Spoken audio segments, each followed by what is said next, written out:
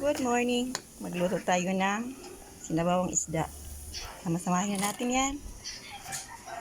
Yung pakuluin natin. Ayan.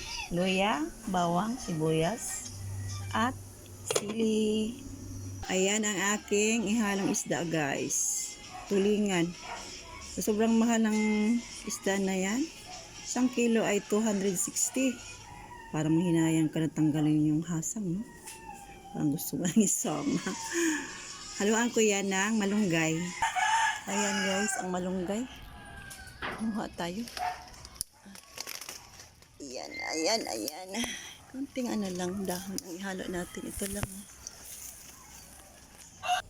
Ay, walang bungang kalamansi.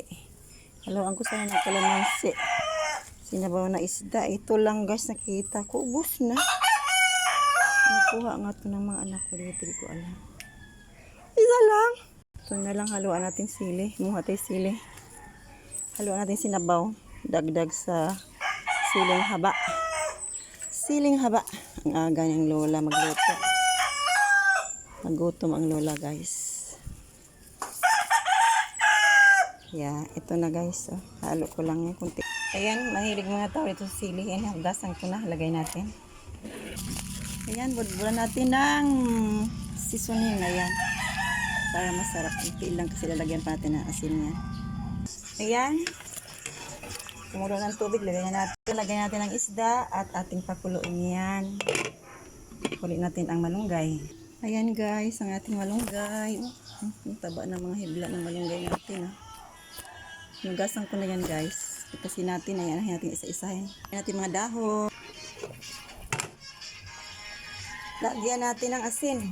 Ayan, asin na natin para kulang. Tikman na lang natin.